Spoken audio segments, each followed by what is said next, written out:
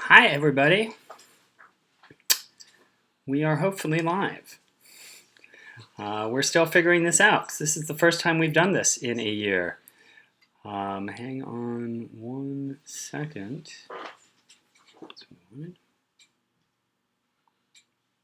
Hey, it's us! All right, we're live. Okay, we are actually live. And we're looking at a picture of us that is going to be a little behind things.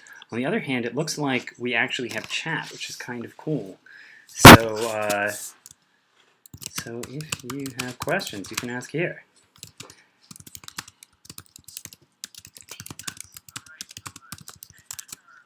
And if we were really organized, we would have our, Together Studios awesome person, Jesse, here, actually monitoring the chat. But we don't.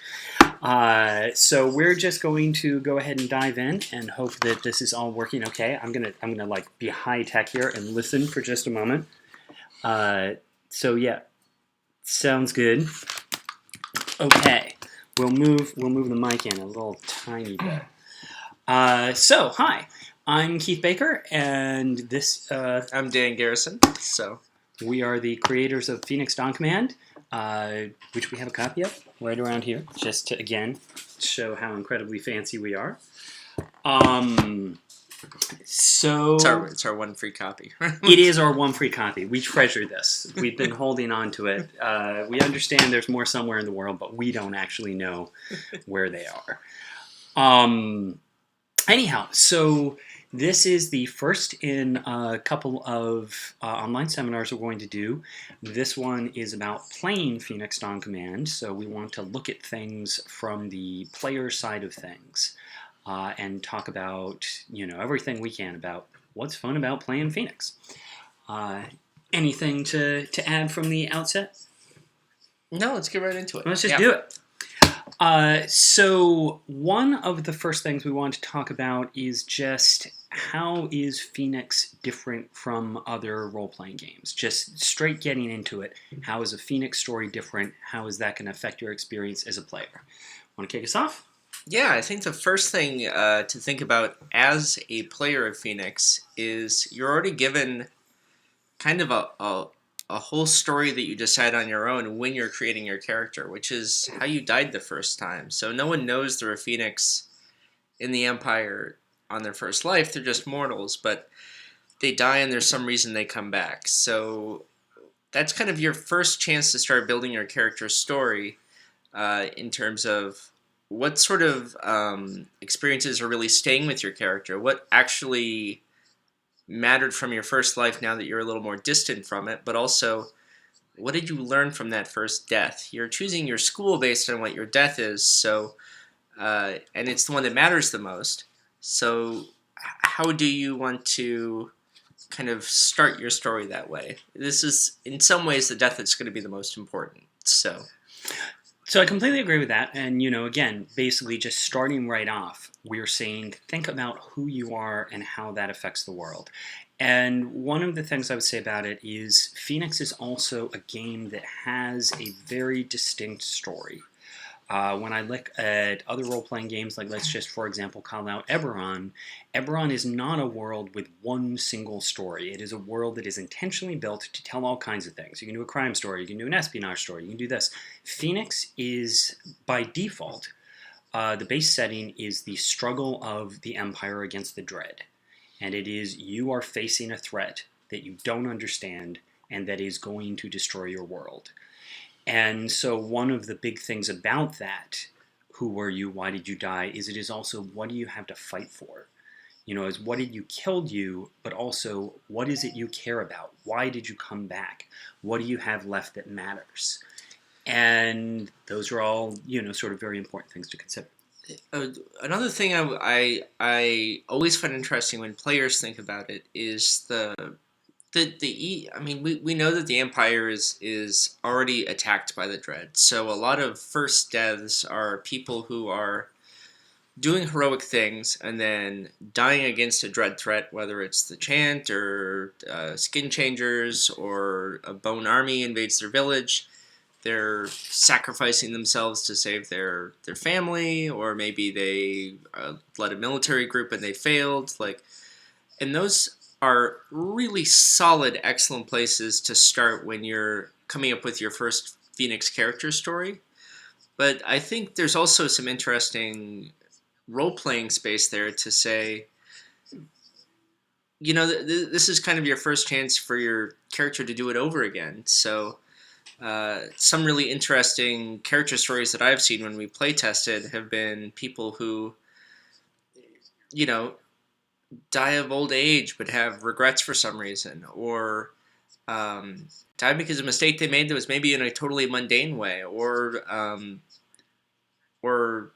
things like being assassinated, a political assassination, where if you're Ilonan and you're involved in some of the Talu houses. So, and the challenge there is always, how do you link back that story to the sorts of things you're going to be doing as a group, which are going to be missions fighting the Dread. But that said, I think there's a richness there where, because you're going to get plenty of other deaths where you're fighting the Dread and then you die fighting the Dread. That is a very important point, though, that I definitely want to pick up on, is you come up with your own reason to come back, but it is important to understand that the whole premise of the game is that you made it through the Crucible because you were essentially tried and judged and essentially approved for, we're going to give you the power to come back and fight the Dread. And therefore, whatever your motive is, you gotta somewhere in it have, and I'm in it to fight the Dread. We've had people say, well, do I have to like the Empire? And no, you don't at all. We've had people who have said, my character wants to defeat the Dread because then I'm going to conquer the Empire and start a new thing. And I'm like, great, but you're conquering the Empire first. And so you've got to make sure, if you were killed in a, political assassination, that you are still working into that. Bear in mind, your story is not going to be about hunting down your political rivals. Maybe you'll have a secondary opportunity to sway things as part of, while we're doing this job in Cartatia, I get to do this thing. But bear in mind that your character is going to be running around the Empire, sort of putting fires out. And so think of why you are going to be willing to do that. Yeah, Phoenix has an interesting constraint in that everyone who has passed through the Crucible to become a player character has to be on board with what the central mission is. From a GM's point of view, it makes things much easier because you don't have to herd cats, so to speak, to get your Phoenixes to do a mission together. As a player, you might think that, there's so many things I can't do here, but actually I find that it actually opens up some space for you to come up with a really interesting story, because let's say you were imprisoned by the Empire and you were executed, but you come back as a Phoenix, right? Like, why? Right, what is it that, and one of our default pre-generated characters that you can get if you go to togetherstudios.com is Wolf. And Wolf is a Scavi warlord from the period when the Phoenixes were conquering Scavia. And the whole idea is, again, so he fought the Phoenixes and was killed fighting Phoenixes. And now he's come back, and part of the point there is we, by his default, give you a couple choices of why you came back, but one of the main ones is the idea is, well, he's still protecting his homeland. Mm-hmm. He doesn't necessarily like the Phoenixes or whatever they stand for, but the Dread is going to wipe out his people completely, and he's not standing for that. Yeah, and as you read the book and you sort of learn more about the setting and the different peoples that live in Dalia, what you find is actually there's a lot of sort of a lot of these groups, both Ilonans and the ones out in the outside territories, have sort of uncomfortable relationships with the Empire. It's not that the Empire is perfect, it's just that the Dread is the worst. Absolutely.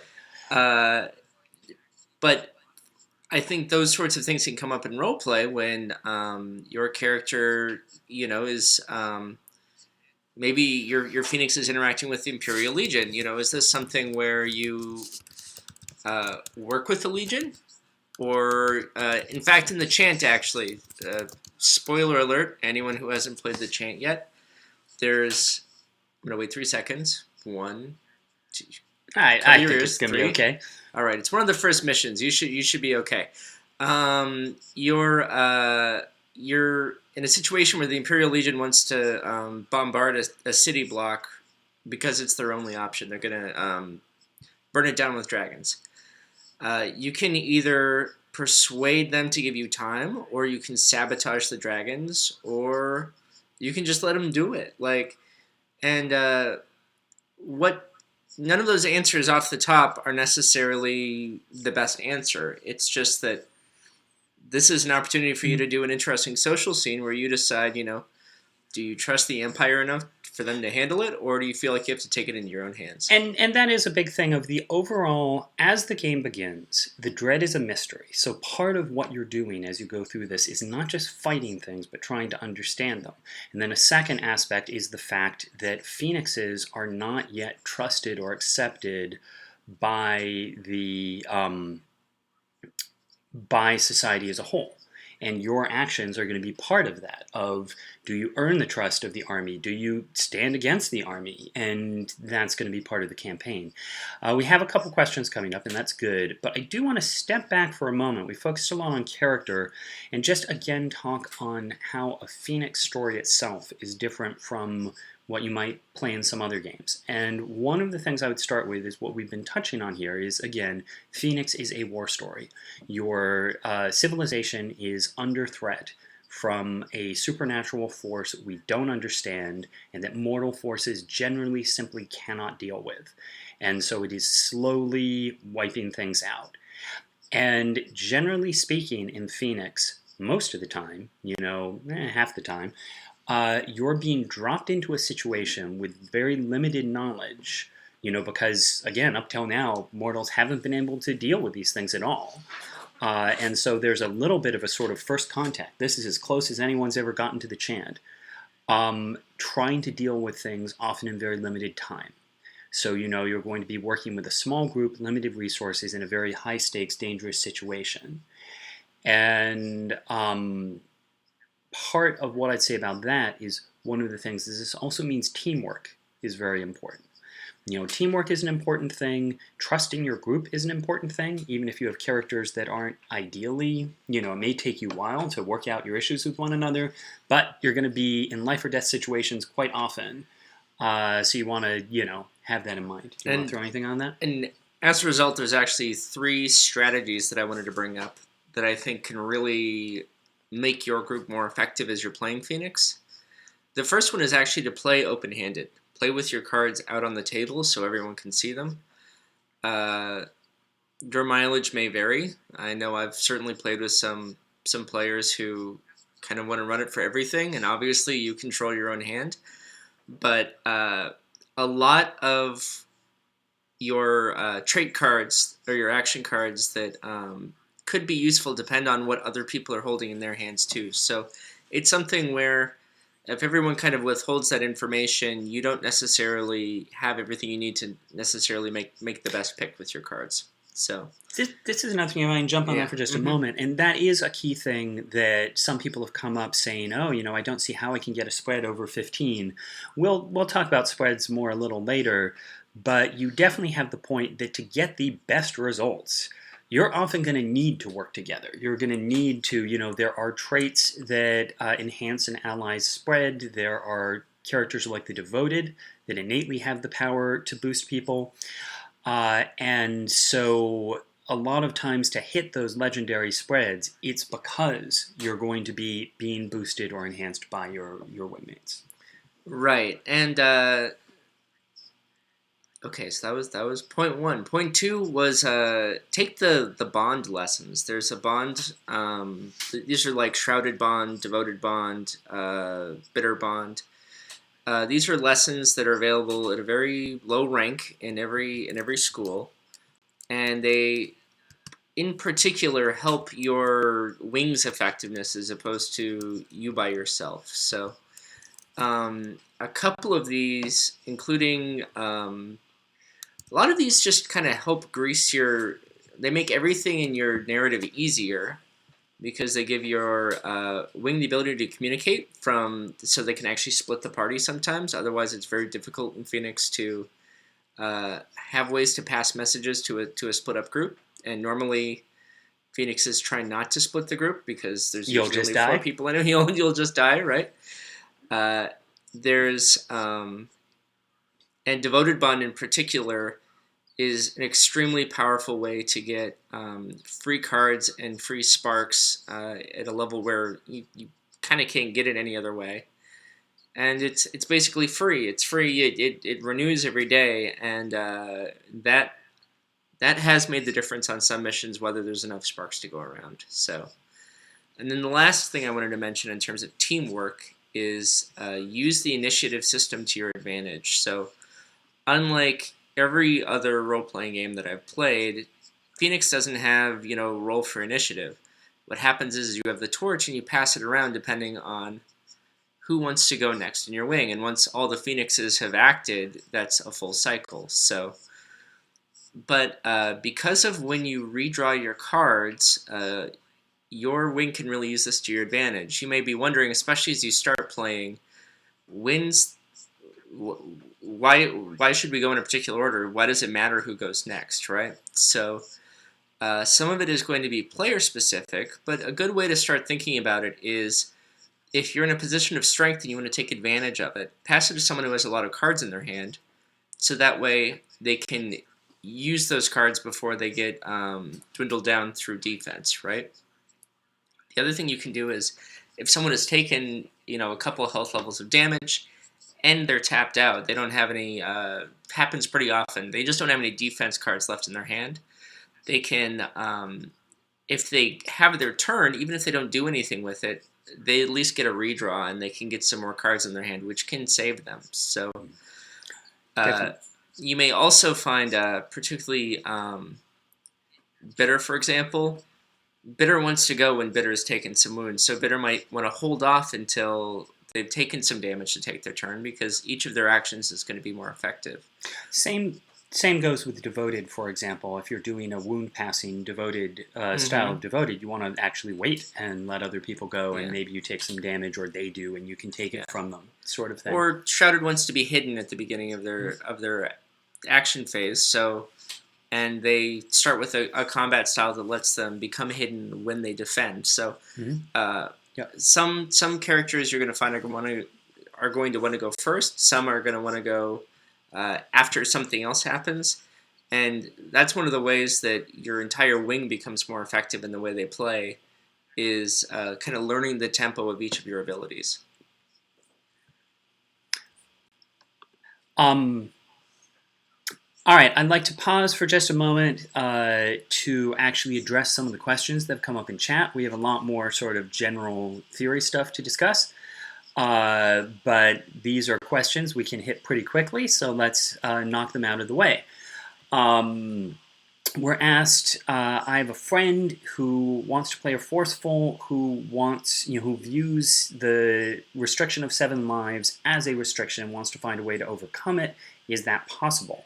The answer is, yeah, sure, that's definitely possible. That is something that actually the mission arc within the game actually explores. And I'm not going to go into it in any detail because I don't want to spoil it. But I'm saying, yeah, that's certainly a thing that's possible out there. You may discover that there is a reason that there is a limit on that. And sure, delve into that, explore it, and see what happens. But it is certainly at the very least something that, just as it stands, the mission arc in the game actually will explore.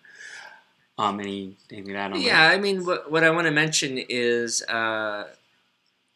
according to the Empire, the magic that governs being a phoenix and makes phoenixes is kind of the ultimate magical power, right? It certainly worked in the Empire's growth and expansion. But we've also seen that the Dread does all sorts of crazy things that are wild and dangerous forms of magic. Mm-hmm. And there's certainly a lot more things that breach the barrier between life and death than just phoenixes coming back. So if your character wants to do that as a marshal, I would say Yes, but it gets complicated, right? So Yeah, it's mainly back to magic exists in the world, but it's dangerous and often has a price. And so basically, sure, there may be a way to do things that may, when you find out what that is, you may change your mind about whether you want to do it. But it's certainly something you can explore. Another quick one that came up on that thing is it possible to get Talon, Kyrie, and Steel artifacts? And again, absolutely. Just in the just in the end of the first adventure, there is an opportunity to get a Pyrean Steel artifact that is not a Talon. And essentially, Talons are Pyrean Steel is a substance that can bond to a phoenix and basically be carried with a character over multiple deaths, for anyone who's not familiar with the term. We do, over the course of just the mission arc we have, introduce a number of Pyrean Steel artifacts. Phoenix is not a game that is driven by the acquisition of stuff by default. And so it is not something we put a lot of emphasis on in the books. We're not trying to make it like D&D and you've got, Right. extra armor and extra this and extra that. But it is certainly something that you can explore and do. Yeah, I mean, I think the main thing is phoenixes are not motivated by loot acquisition very much because you can't take it with you in most cases. But that said, there are certainly, artifacts or relics that are, might be a mission goal to bring back, and there's certainly the idea that there are some things made out of, Pyrean steel is a magical substance, so it could get used in magical rituals or things that maybe enhance or alternatively destroy an area, for example. Or we know that the Fallen use Pyrean steel for a lot of their magic, so those are all things that are space we can play with. It's just that the trademark Pyrean steel item for phoenixes are talons, and it's because they follow them across lives. Right. Again, just quickly running through questions. I think what this question is I've read all the book. Would more happen? Again, the book, The Dread is a vast mystery. The book covers a single manifestation of it and sort of explores one particular element of it. So yes, there's lots more to do beyond what's in the book. We will be writing and publishing more adventures ourselves. We also hope that other people will, and we'll be creating more challenges and tools for people to create their own adventures. Quickly getting to Remy's question. So, Remy asks, with regards to the 7 total deaths, what happens after 7 deaths of one phoenix in a wing, but the other members aren't dead yet? Does the wing require a new phoenix to replace the lost one? This was also brought up before as essentially, does a phoenix campaign tend to last 7 missions because, hey, someone's going to completely die? So essentially, what happens when someone dies their final death? And the answer is that's not the end. That generally speaking, when someone dies their final death, it's time to make a new phoenix. And you can come back in the same school as the successor who has inherited the flame of that previous phoenix. And the question is, again, in that case, it may be that your previous character chose this person for some reason. What is it that drew them? Alternately, if you're not playing with a full wing of 6 phoenixes, that means you've got some schools that haven't been represented. So you may have died as a bitter, but no one ever played a forceful. So I'm going to come back as the new forceful. Right. In any case, this does mean, yes, your character will come back at rank 1 in a group full of rank 5 and 6 phoenixes. Unlike a game system that is generally experience-based, where you're not going to want a level 1 character in a group of level 20, because phoenixes can burn sparks to push beyond their limits, it is still possible for a lower ranked phoenix to accomplish impressive things. They just have to burn a lot of resources to do it. And further, in a lot of missions, there are instances where basically someone dying is a critically useful thing to happen. Doesn't matter what rank it is, though. Doesn't matter what rank it is, and so having a low-ranked Phoenix in a situation where most of us are on our last lives, we've got a lot of cool power, but we may not want to just throw ourselves away on the someone jump on the fear bomb. Yeah, whereas if you're rank 1, hey, do it. You're itching for something to make a sacrifice for. I mean, Phoenix is a game of resource management. You've got your sparks, you have health levels. What you don't realize is you are resource managing your lives, too. So that is the one thing that a rank 1 Phoenix has that a rank 7 Phoenix doesn't have, which is a whole bunch of ways they can, take chances, toss themselves on the grenade. Yep. Yeah, so it sounds weird, coming from the background of another game of saying, I'll just start off another character, right away at rank 1. And it's, but in practice, it's very different. From other games. It just means you have to come into it with that concept of, okay, I can be completely reckless and I am going to have to push myself harder and farther. But basically, again, by that point, all the other Phoenixes are going to be wanting to be much more conservative of how they do things. So yeah, doesn't end at 7. I do personally like the idea of at a certain point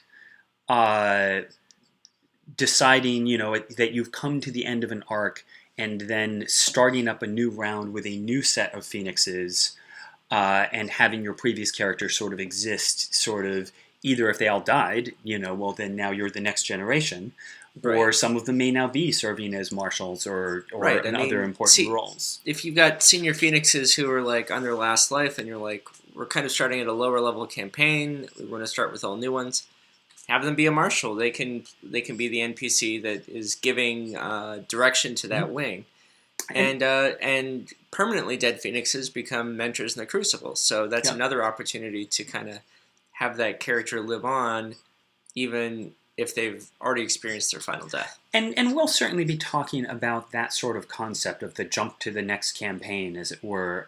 That's something we'll discuss more online in articles and things like that. Likewise, you're still planning to do a blog on groups of unusual size? I am. In fact, that should be going up on my website in just a few days. So, and that's when we say by very small and very large groups, I'm thinking of smaller than 3 Phoenixes and larger than 5 Phoenixes. Generally speaking, if you have 3, 4, or 5 Phoenixes in a group, I think you can pretty much play most of those missions as they are written. When you get bigger than that or smaller than that, then it's worth, as a marshal, kind of considering, how do I make sure this is still a satisfying story that doesn't feel unfair or too easy? One thing that's come up is the concept someone's saying talent growth is something they'd like to see as an answer to the loot problem. That is certainly something, as you can see from the book, where we say first talent power, that was always part of our idea, is that as you go up in rank, your talents will increase and improve.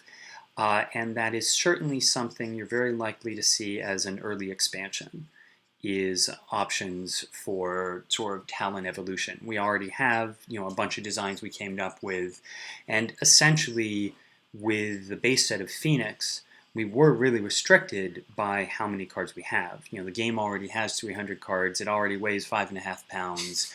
Right. There are a bunch of things we would have liked to have done.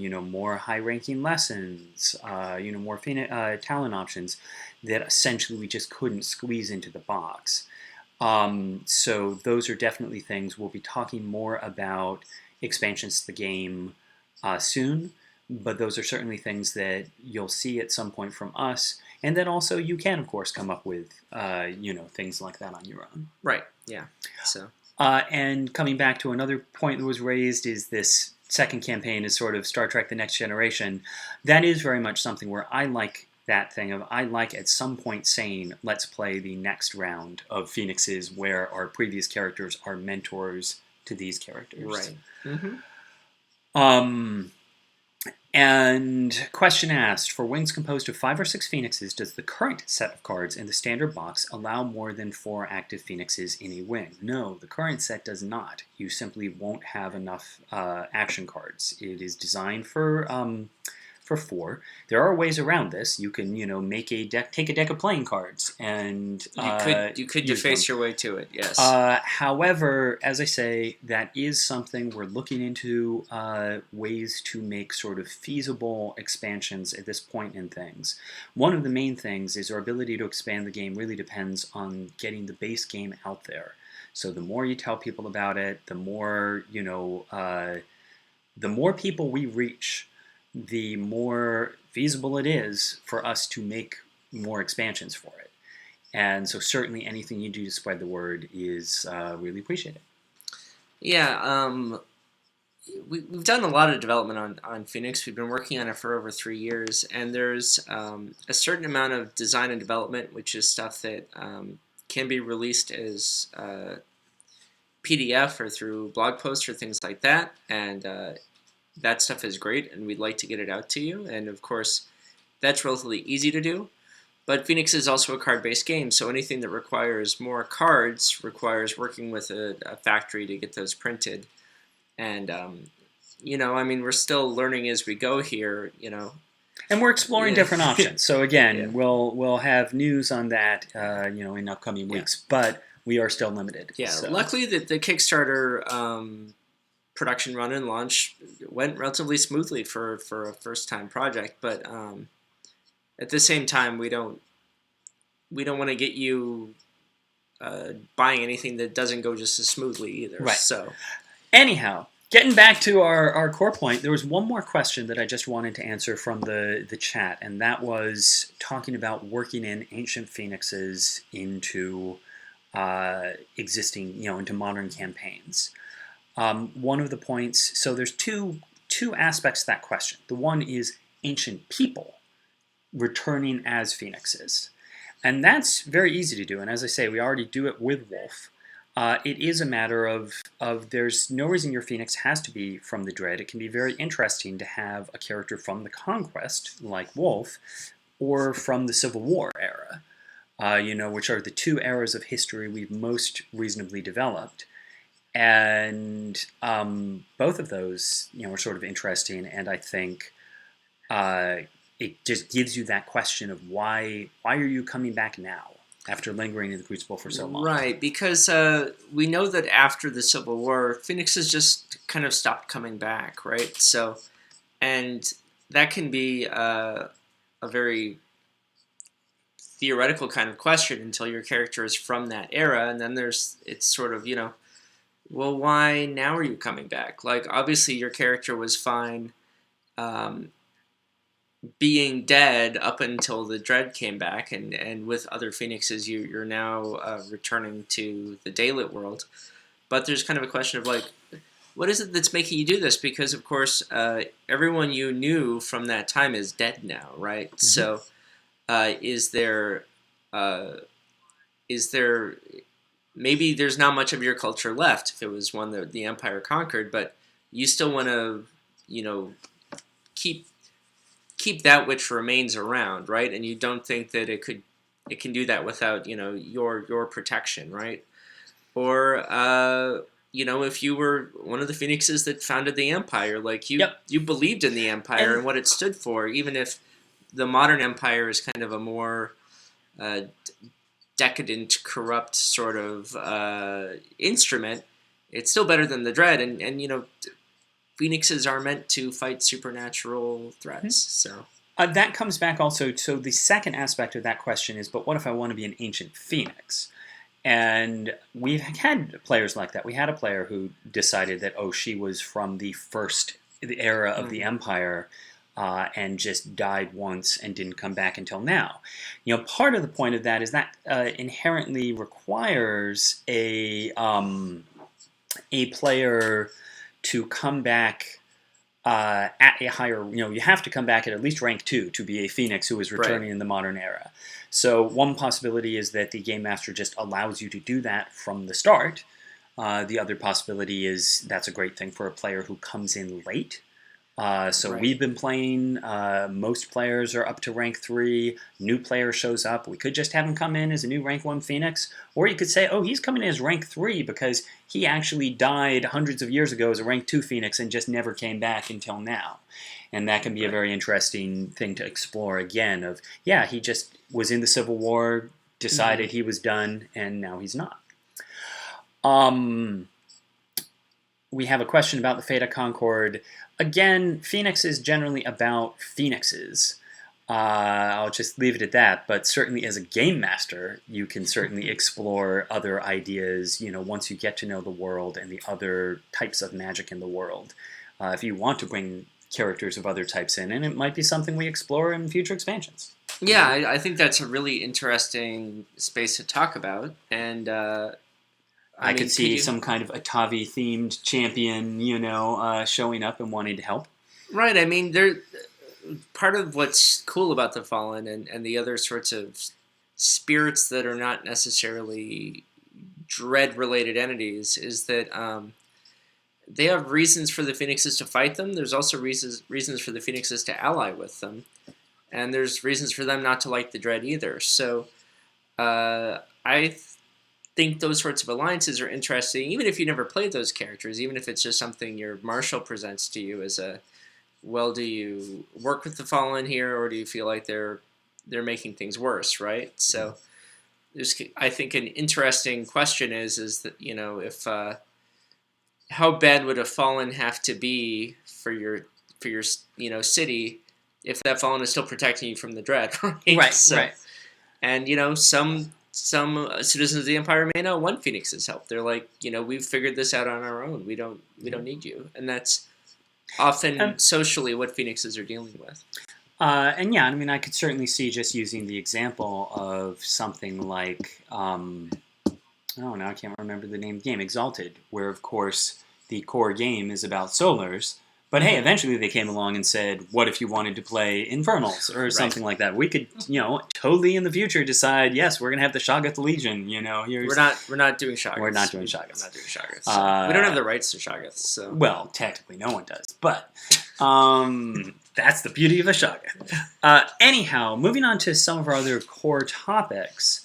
I guess you could This be a guy with a Shoggoth inside you. So Hey, blade storms. Everyone loves a blade storm. Magnetic oh. cutlery for the win.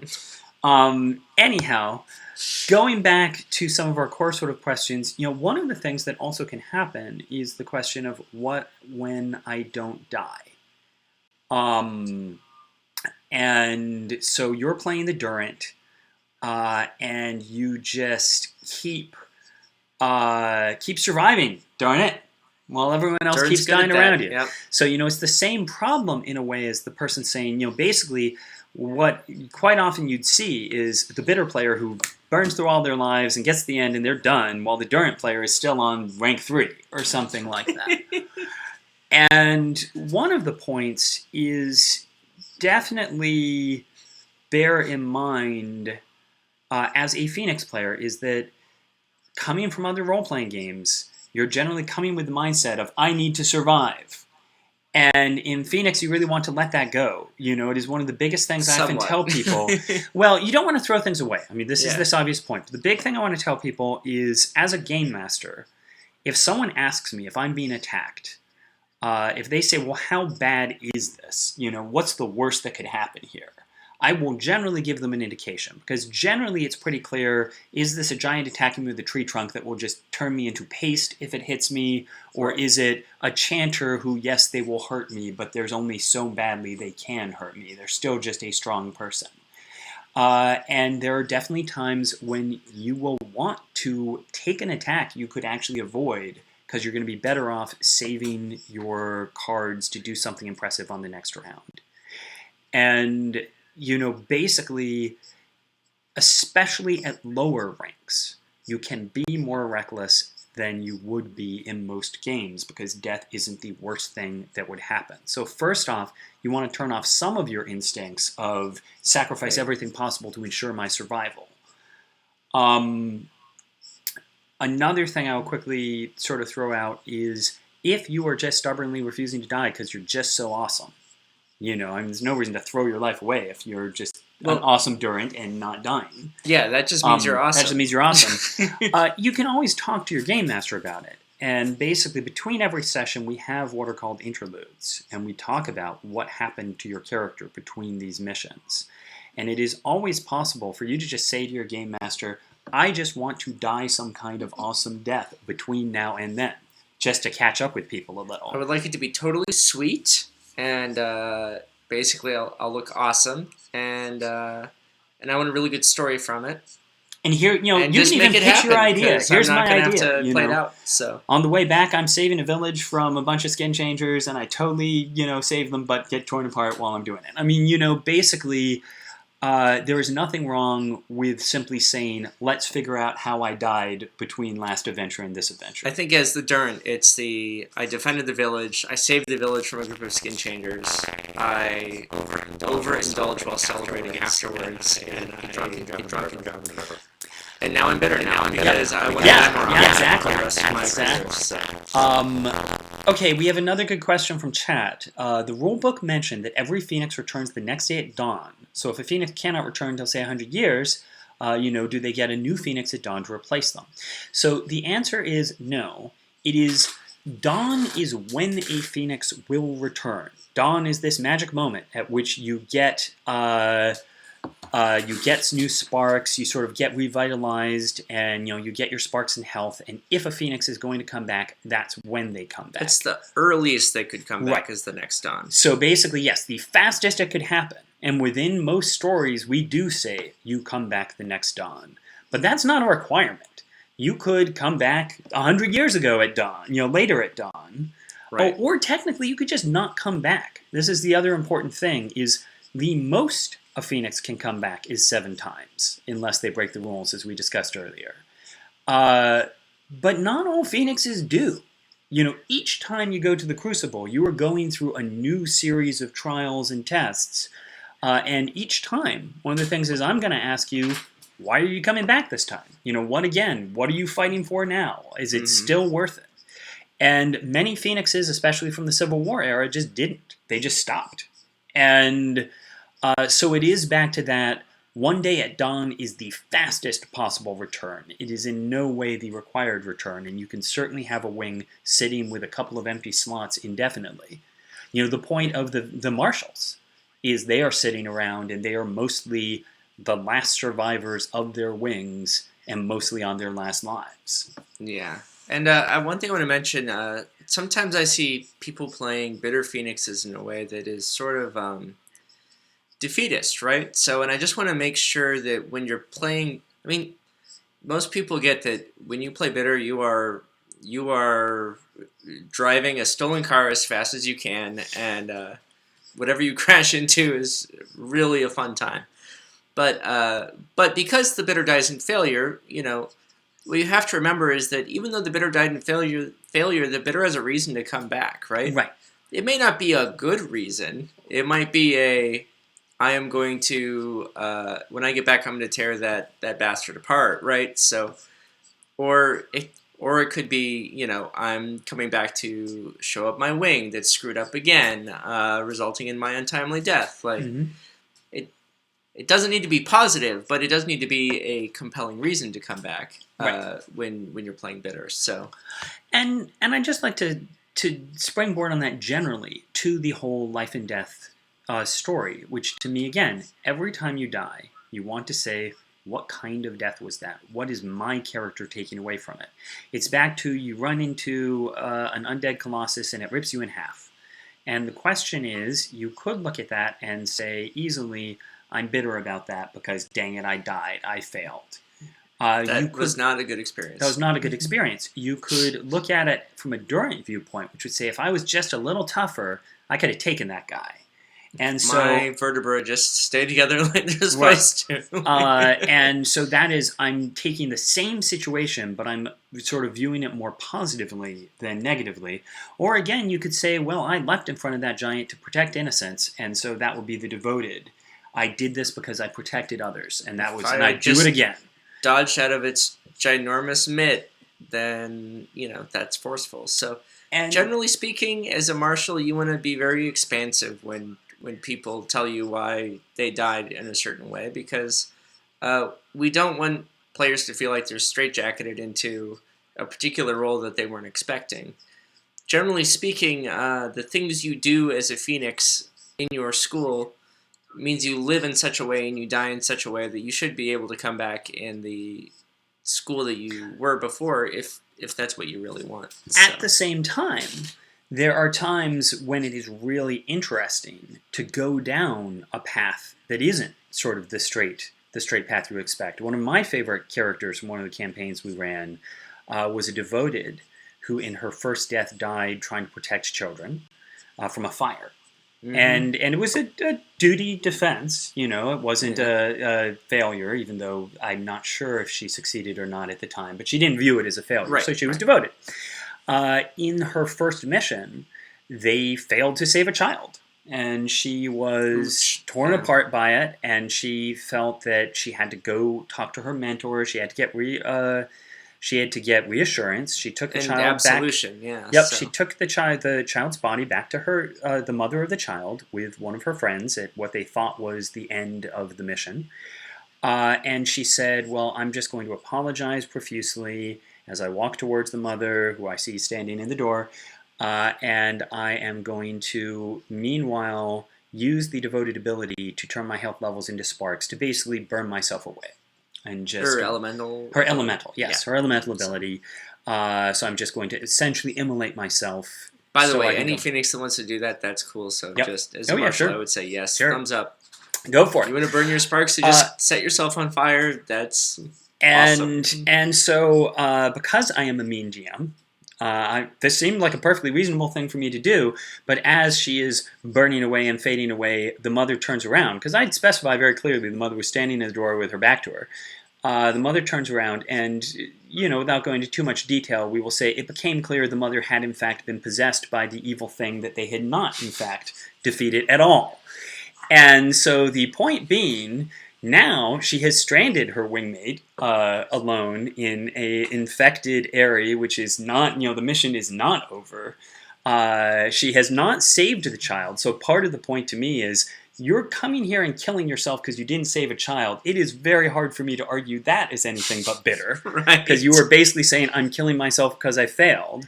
And so not only did she agree when I laid this out that that was absolutely a bitter death, but because your mentor is a Phoenix of the school that you are learning lessons from, she also ended up getting a bitter mentor who was not the comforting mentor she was planning to get reassurance from. You don't get the mentor you want, but rather the mentor you deserve. Right. But that made a great story. We talked about that and said, okay, so what is your reaction? You know, what is this experience like of who's the bitter mentor and how do you make it through? And she totally made it part of her character. It was totally like, I'm using this anger and learning how to harness it and tie that into my elemental fire, and it made a really great character. And that's what I love about it, is basically don't just use the death as a power-up. Think about what it means to your character. How is this changing your story? Generally speaking, the system will support your narrative for that. Mm-hmm. So if you are going from a school that's an intellect school to one that is a strength school, not every lesson will necessarily work with your deck very well, or not every trait you could choose. But there are some in every school that could be used no matter what your deck is composed of, and it certainly for a couple lives at least. Yep. So. And bear in mind, of course, every school has the ability to turn one card in a spread into their preferred suit, so you can always, at the very least, use it in that way. And of course, traits as traits can always be used if they can be justified. Right. So generally speaking, even if you get a strength trait and you're shrouded, well, you're always going to be able to use it one way or another. You know, right. It may be that especially you know, someone had asked before, well, what if I die a particular death and I get a choice of lessons that don't work for me? So, for example, I die a devoted death, and some of the devoted lessons play off the devoted core lesson. And well, the answer is don't take that lesson. You might have to go to a lower rank. You might have to, you know, sort of buy down, but take a different lesson that will work. In general, the lessons are not necessarily more powerful the higher up in rank you get. The reason why lessons feel more powerful is because you've got other lessons that tend to work with them, right? So, and you've got traits and other cards that work with those. So, uh, including combat styles. Combat styles are a good example. You can only use one combat style per cycle, and when you do, it's giving you more options. It's not necessarily one. It's not usually that there's one you would use every single time over an old one, right? Mm-hmm. They don't go obsolete, and most of the lessons don't do that either. There's always a reason to take even a lower ranked one, and actually, a lot of the lower ranked lessons are more general and are very useful. So I see lots of Phoenixes take all of the rank 2 ones before they decide that they want to rank 3 or rank 4. And there's a lot of very interesting cross-school combinations. So while it can be very tempting to just say, I want to be elemental through and through, you can get a lot of very interesting, dropping this grace lesson onto my forceful character, from this devoted lesson. So yeah, don't shy away from that if it feels natural. We haven't figured out all the ways to break the game with But we're sure character builds yet, but we're hoping that you're trying to, and I believe probably the way to do it is by... I believe the way to do it is cross-classing your schools. No, it's forceful. Anyhow, one question just onto that is getting the most out of your spreads. One thing I will emphasize, I just put a blog post up about this on keith-baker.com, but it's very easy to throw all your cards down at once and just say, hey, 3-card spread, here's my 3 cards.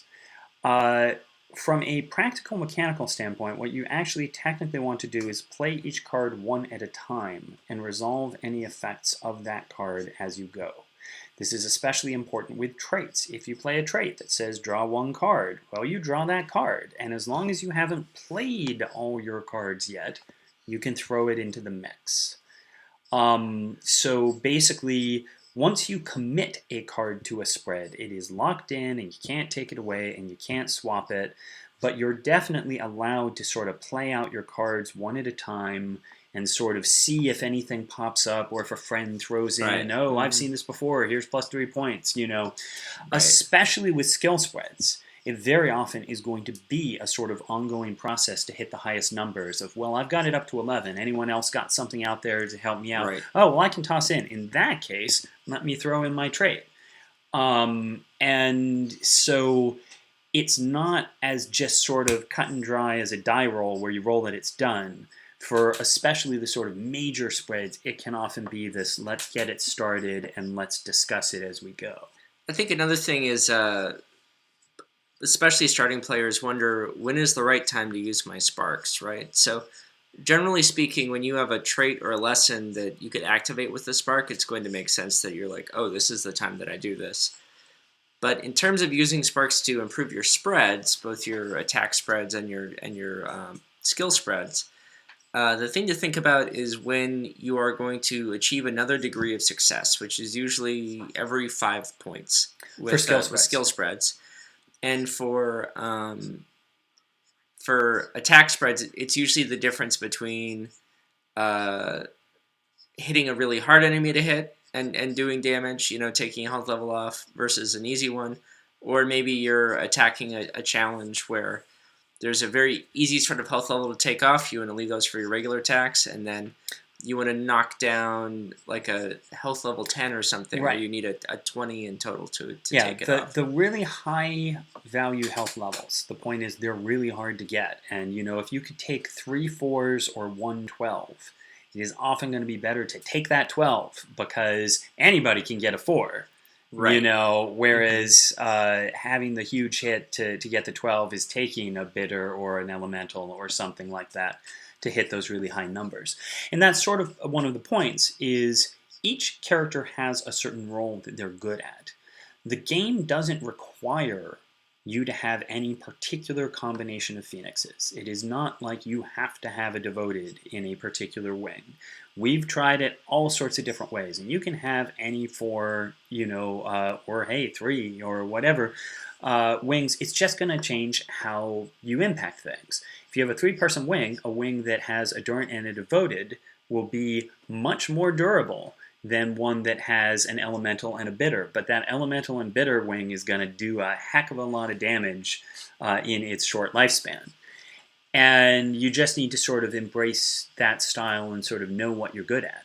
As a bitter, your job is essentially getting hurt and hurting people a lot. Yeah, as much as you can. So, Um, I mean, I think, first of all, every school has lessons that help the rest of the wing. So, I would say, especially if you've got a group of 4 phoenixes or more, consider those abilities, because they present a lot of power for what they cost in terms of picking lessons. At the same time, if you're playing with 2 phoenixes, it may be better to just build your character as efficiently and as powerfully as you can, and then doing what you're good at. Hmm. And also deciding when you can't win something and retreating and figuring out another way to do it. You don't have to necessarily all die to figure that out sometimes. Right. Although that's the traditional way of Phoenix is doing, figuring out what they can't do is by getting wiped. But you don't have to. We are, by the way, coming close to time. We're going to certainly hang around for a little, but certainly if you have questions, now is the time to ask them. There's one other thing I want to touch on, and then we'll wrap up by answering questions. But one of the things I want to touch on, because it's in the book, but it's not always obvious, is skill specialties.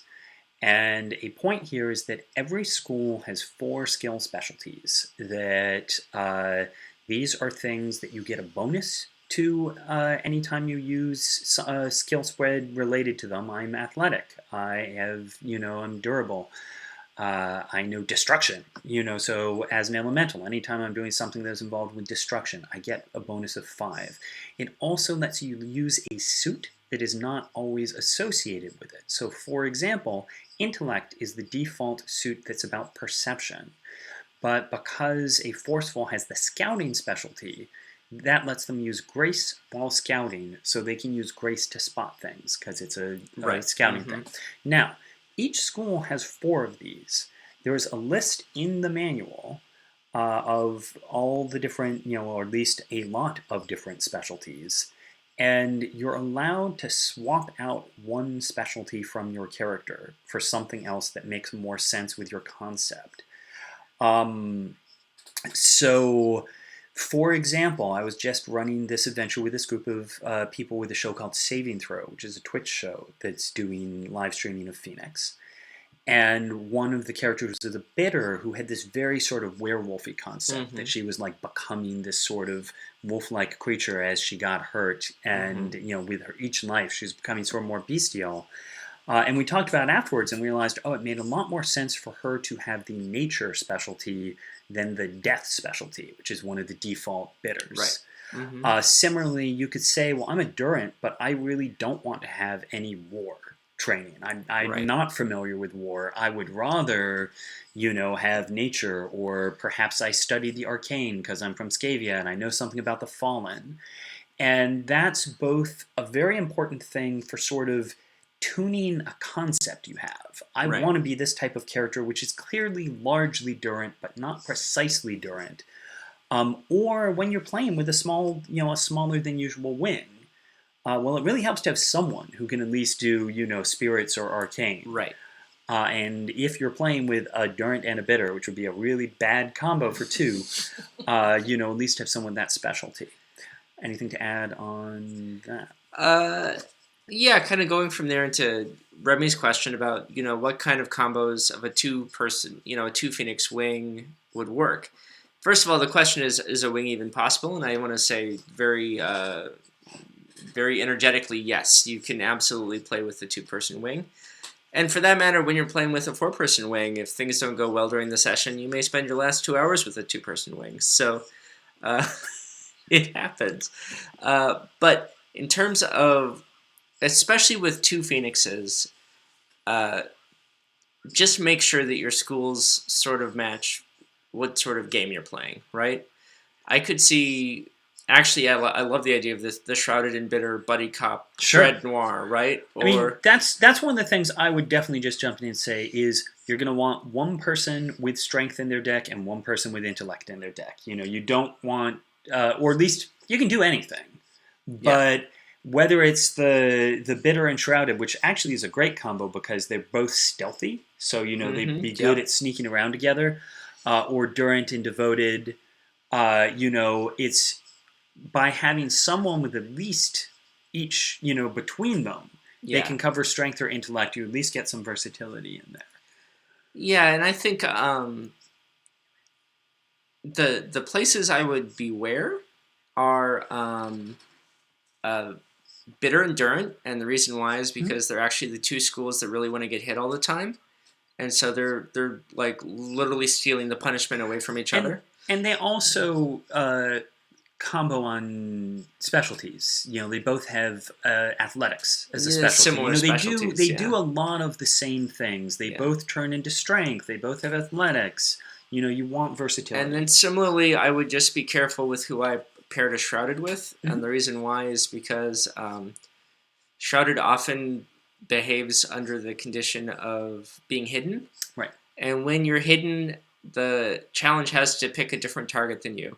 If you are hidden all the time and there's only one other target, I hope that your friend is Durant or Bitter because they're going to be taking a lot of punishment all the time. Yeah. So, At the same time, pairing a shrouded with either a forceful or bitter, both of those by default again have specialties that can gear towards stealth, so you can all be yeah. sneaking around more. And hey, if you pair them with the Durant, then the Durant is hopefully going to be able to survive being attacked all the time. The Durant is a Uh, good distraction. So, but I would definitely say, certainly Shrouded and Bitter or Durant seems good. Devoted and Durant, you've got a very solid Devoted and Durant will group. last a That's very long very time. strong, Yeah. strong combo.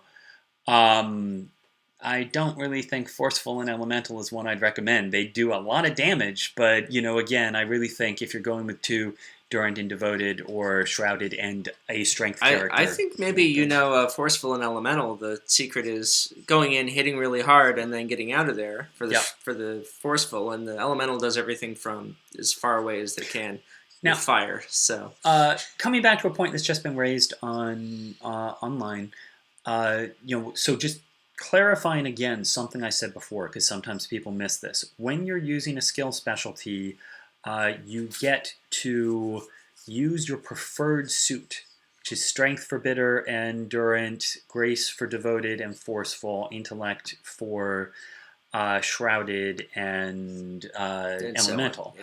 Yeah. And so again, the point is that when a Durant is doing a leadership spread, they can use both strength and grace at it, even though anything charismatic is normally grace related. So first off, as being called out, that lets you sometimes do things that your character doesn't have the stat for. Right. So you don't have strength, but hey, because you're doing a particular type of action, it might let you use a different suit where other people would use strength. Right. Similarly, I will generally give people the equivalent of a specialty for things tied to their personal background.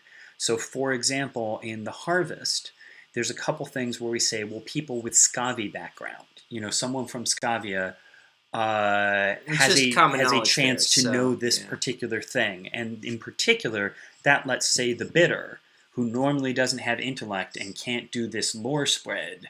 But he's a Scavi bitter. He can, so I'm going to let him use strength to see if he knows anything about the Fallen. Right. And so that's sort of a thing to bear in mind. And another thing is if I was running a 2-player campaign, and this is something Dan will definitely be talking about in the future, I might go ahead and actually just let each character have one additional skill specialty, just to give them a little more diversity. You're not going to break the game doing that. Yeah. There's supposed to be some diversity in a wing. We divide it up because because we want it to be divided up. But if you know for certainty, it's not just people are sitting out, you're playing this game with these two people, you could let them be a little more versatile. Graham brought up an interesting question, which is, would a double shrouded work? So the first hurdle to that is not with only one box of Phoenix. You're not going to have the core cards for 2 shrouded. But let's say you did, right? You and your friend both have a box of Phoenix, and you both got shroudeds, and you love shroudeds. That's cool. I mean, that would be interesting. I think my worry there is just that your powers are so similar that you don't have much of a niche that you're protecting. It would work from this as long as the adventure was an adventure that leaned towards, we can be Commando Strike Force. Now, the thing about it is technically, by the rules and by the concept, you can't have 2 shrouded in the same wing. You can have 2 characters who get a lot of shrouded lessons, but only one of them has the core school of shrouded, has the shrouded core lessons and the shrouded card. Now, you could still have 2 shrouded by saying, we're teaming up from different wings. And there are many points in the game where we talk about that sort of thing happening, about a whole group of devoted getting together for a particular exorcism. So you can certainly do that. Characters from different wings won't have bonds to one another. There's a lot of your special abilities that won't work. So again, you could totally do it as just part of an interesting story. And I could see it as an interlude. If I'm just going to say, okay, Dan, let's just play, I want to do this little sort of secret mission that you 2 guys are doing, and I'm going to have you play the shrouded from your rival wing and join Graham to do this short scene that we're going to play out. Although if you want to play the stealth campaign, the other 2 things that just off the top of my head I can think of would be first, Forceful is already a scout and is already good at getting in and out of places. I mean, that's something that you can play as more of a sneaky thing than just a strictly mobile sort of character. The other thing is any character who is out sneaking around with shrouded and doesn't have any way to do stealth could get murdered as a result of blowing it and then taking a shrouded level. That's true. And then you get Shadow Dancer, and that's a great lesson that lets you use the environment around you to become hidden. And I like the idea of the Bitter who's like, he's just learned to hide. He's not like graceful or anything. He's just learned to find the biggest thing in the room and be behind it. Bitter by default do have also the Shadows specialty, which is also specifically good at sneaking in shadows. Yeah, Batman, exactly. And so that's, again, one of those points of if I wanted to play the hulking brute Bitter, I might drop that specialty for something else. Right. I'll take the War specialty. On the other hand, the Bitter Shrouded combo, whichever way you go, Shrouded who gets Bitter deaths, Bitter who gets Shrouded deaths, that is Batman. So I was just writing about that earlier today. Don't you want to be Batman? Yeah. Anyhow, we should probably wrap this up. We've been here for over an hour yammering at you. Any last thoughts? I think that's good. Is there any questions that we didn't get to that we want to just cover before There's none that we haven't got to yet. Last chance to ask us any questions. That's right. Again, one of the things I will say is that the game is intended that no one can do everything. It is intended that you are going to want to work together with the other members of your wing to solve particular problems. So bear that in mind. And that is part of why the Double Shrouded certainly works, but it means you all have the exact same skill set. And when you run into something that is outside of that, now Shrouded are more versatile because they have the Lore specialty. And basically, Lore and Scouting, Lore, Spycraft, and Scouting are 3 specialties that are intentionally broad and are part of what make Forceful and Shrouded feel more skill monkey-ish, if you will. Is because they have those versatile specialties. And those are specialties, it's in the book, that other people can't just get. Because it's part of being Shrouded, is your versatility. Yeah, and actually that does bring up one more thing that I wanted to talk about, which is we don't talk terribly much in the books about it, but I think there's some interesting storytelling to be done around a society that reveres phoenixes. And that is the combination of, first of all, a lot of social stuff. Like, if you die and you come back as a phoenix, are you still married to the person, till death do we part? Well, I'm dead. Yep, you Not die. anymore. It's how much of your old identity do you keep versus how much of you now become this hero, and is there any interaction between your old life and your new one? And that's something that happens in a social setting, and could be an interlude with just a single phoenix or two. And Maybe there isn't a challenge. It's except for the challenge of like, well, shoot, my old village expects me to protect them because, well, I did in my first life and then I died, and they think that now I can finally do that for them, but I have other things I need to do, right? Or well, and I will point out a perfect example of this is in so the Saving Throw show. They're doing live streaming of Phoenix in episode 4 of that, which Marshall, one of the characters that her background was she was part of a deep Grimwald tribe that was largely wiped out. But I talked to her a bunch about it and said, well, tell me about other people in the tribe. Who did you know? Who was important to you? And essentially, in that mission, we bring back one of her old tribe mates, one of the few people who survived, as a scout who's guiding them where they've got to go. And so suddenly, this person is now immortal, which, following the buddy system, she needs to protect. And, spoiler alert, there gets to a point where she has to decide. She gets hit by a devastating attack and essentially is left with the choice of, well, I could just barely live if I let my childhood friend die, or I could die but save him in the process. And I won't spoil what she actually does. But, that was an infinitely more interesting story because she actually had a connection personally to these NPCs than if it had just been, I just made it up on the spot and said, oh, it's a guy named Bob, and she would have certainly let him die. also, cool GM trick. Generally speaking, if the phoenixes completely fail to save a mortal, and it's a way where they could have if they had thought about it, and they die, definitely have that mortal come back as a phoenix who resents them for 100 years. Exactly. And on that note, I think we will wrap things up. Thank you very much for watching, those of you who have been watching, and those of you who are only just watching now, well, hopefully this will be useful for you. And thank you for the questions, too. There's some great questions tonight. So, all right. Good night, everyone. good night.